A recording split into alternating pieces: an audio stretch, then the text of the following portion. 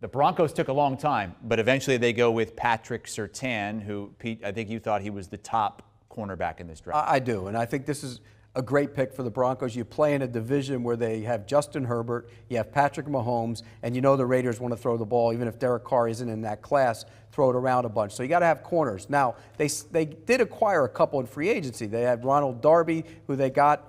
He will help them as well. And then they got Kyle Fuller as well. So their secondary all of a sudden, which was a weak point, now is a strong point. That defense is going to be really good. If Von Miller comes back to play at a level close to what he used to be, that defense is going to be really good. And Vic Fangio knows how to build a defense. So I like where the Broncos are heading. Again, it's all about the quarterback position. They clearly, and I had heard this, that they are all in on Drew Lock with the idea that Teddy Bridgewater could take over if he doesn't play that well, but they want to see what they have. 7 touchdown passes, 2 picks, last 4 games, he showed progress. And getting Cortland Sutton back, that's going to certainly help. And so this team is poised to win. They're not the best team in the division, obviously, because of Kansas City. And who knows if they're second, because Justin Herbert is a difference maker, and that defense, if they're healthy, can certainly make some plays.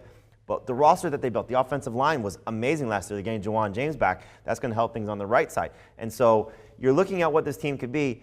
This defense looks like it has a chance to be special. And so this is a steal for them. You know, I'm sure they were probably looking at maybe Horn was the direction they were going to go if Surtain was not on the board. But getting Surtain to add to that defense, like you said, Pete, Von Miller's kind of the key to it all. But even if he's not 100%, they can still make some plays and certainly make things frustrating on a lot of teams. If Drew Lock is the guy and Teddy Bridgewater is a good fallback option, this team's going to be in the playoffs for sure. Yeah, and we had reports from Jonathan Jones that they maybe were putting together a trade proposal for Aaron Rodgers, but it does not sound like Green Bay is interested in a trade proposal. Well, this kills it. There's no way that they were going to not include the number 9 pick. You know, so yeah, because if they play well next year, the first-round pick will be much later. Right. Okay, let's bring in Scott Pioli here. And Scott, kind of a great story because you had J.C. Horn, cornerback, going number 8, Daddy Proud. Patrick Surtain, cornerback, going number 9, Daddy Proud. You know them both. Yeah, love Pat Surtain. Love this pick. He's one of my favorite players in this draft. Again, he is the complete athlete. He's got tremendous size. He's got tremendous length, and he's been very, very well coached. One of the interesting things about Pat Surtain is how technically sound he is and how fundamentally sound he is.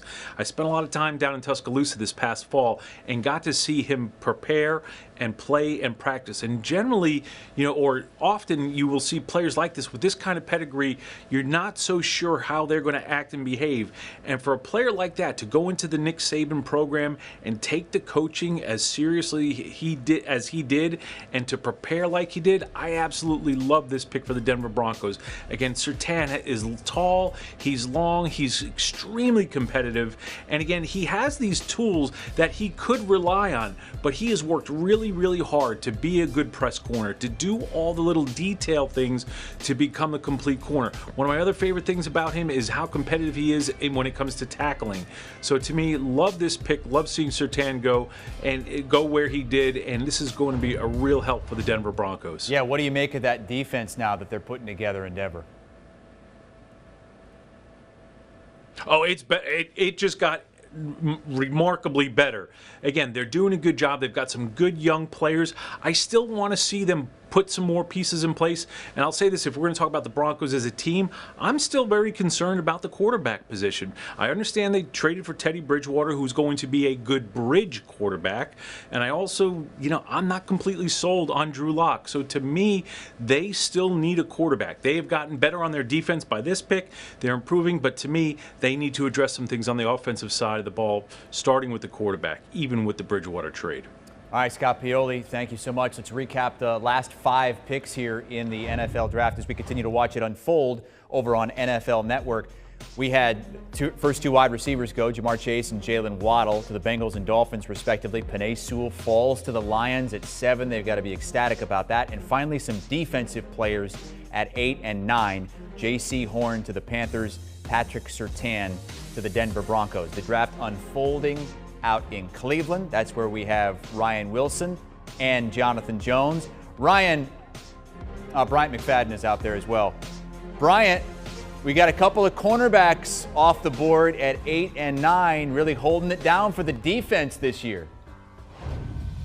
No doubt when you look at J.C. Horn and Pat Surtain Jr., many felt like they were the top 2 defenders in the draft. And clearly we're seeing that play out as accordingly with both guys getting drafted in the top 10. I like to highlight J.C. Horn first. I love the mental toughness he's been able to display.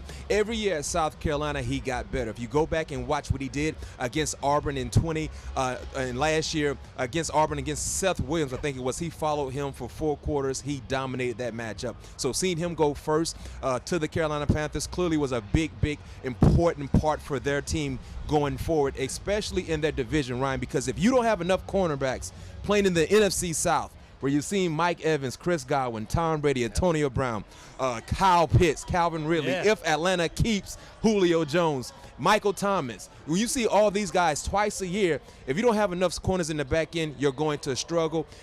The defense was a top priority for the Carolina Panthers in last year's draft. Clearly that has been the mindset so far going forward, being able to add another outstanding defender to their team in the first round of this year's draft.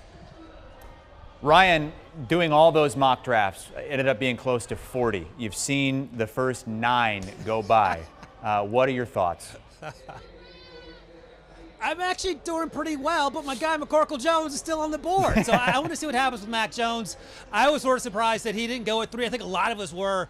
I still think, he's one of my favorite players in this draft class, but clearly quite controversial. So he's still in the green room, still hanging out. But the other picks sort of make sense. And B-Mac talked about the cornerbacks and where they went. We knew that the Broncos were going to be in the cornerback business, at least looking for a defender, because after they traded for Teddy Bridgewater, they still have Drew Lock. We heard the conversations about Aaron Rodgers earlier before the draft started today. So that made sense. The idea that a pick later, a cornerback will go off the board, made sense. So I think right now, as we get to the top 10 here, everything seems to be going according to plan, except for the Trey Lance curveball that we saw in pick 3 there. And I can't wait to find the TikTok story on how that unfolded for the 49ers there. But I think it's been great out here, other than the weather. B-Mac is a little colder than me, even though I don't have any hair. But we're hanging in there. Do you want a sports network that delivers everything that matters about the game? The highlights, the picks, the instant analysis, no yelling, no fake debates, no politics. Hit the subscribe button and never miss a moment.